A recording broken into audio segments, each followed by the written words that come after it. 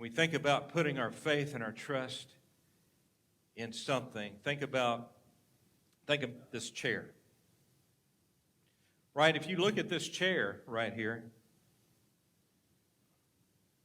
look at this chair. It seems pretty solid, doesn't it? Right? Pretty solid, pretty sturdy. Right? I've seen other people sit in this chair before. So I know it holds certain people up. I've got a few more pounds than I used to have on me, and a few pounds I need to take off. But because I have witnessed other people sit in this chair, I believe it will hold me up if I sit in it. But in order for me to sit in this chair, I have to have faith in it, right? I have to have faith. And my faith in me sitting in this chair is more than just blind faith, believing in something that I've never seen before or there's no evidence of. There's evidence. There's evidence because I've seen people sit in this chair before. I've seen some pretty big dudes sit in this chair before. So I have faith that it's going to hold me up because of the evidence that's there. I've got faith in that. But in order for me to exercise my faith, I got to do more than just look at it. I got to do more than just dance around it. I got to do more than just sing the praises of this chair. And I think that's what a lot of people do in the church today. We look and we see people in the church that have a strong relationship with Jesus. And we say, man, I wish I was like him. Or I wish I was like her.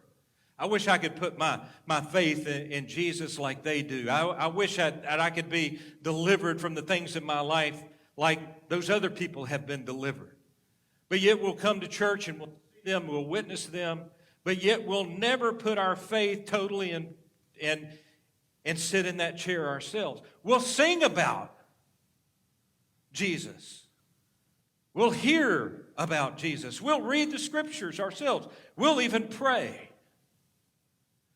But until we fully sit in the chair and trust it,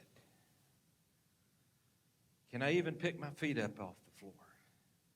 Until we do that, we're not fully trusting.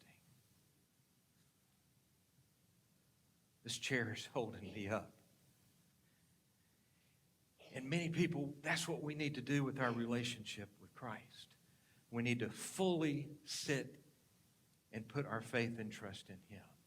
Because until we do, all we're doing is dancing around the chair. All we're doing is singing praises about the chair.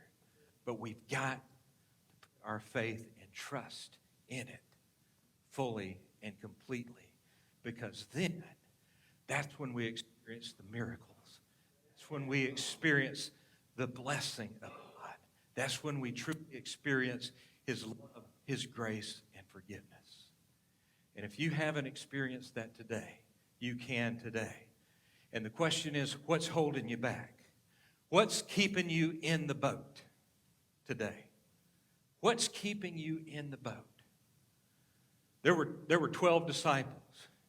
And I wonder how many of those 11 were trying to talk him out of getting out on the water. Don't do it, Peter. Don't do it. Man, the storm's out there. You're going to drown. Something's going to happen. What happens if Jesus doesn't make it to you and you drown, you sink, and Jesus doesn't get there quick enough? What's going to happen to you?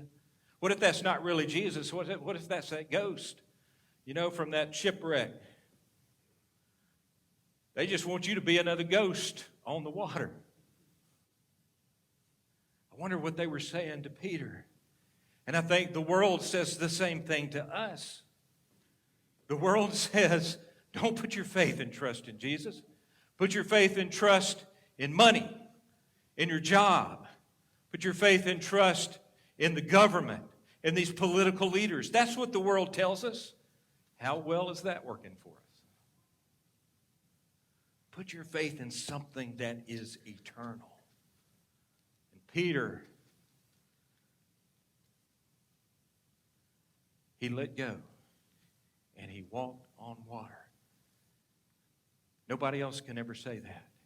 And when he sank and when he took his eyes off Jesus, one simple phrase, Lord, save me. When you take your eyes off Jesus in this world, you say the same thing, Lord, save me. I'm sinking. And he'll pick you back up and he'll put you on solid ground again. And you'll experience the blessing and the miracle of God again. And you've got another testimony to tell. But if we're going to get there, we've got to put our faith, our total weight on Jesus. Trust him in your finances. Trust him with your marriage. Trust him in your job.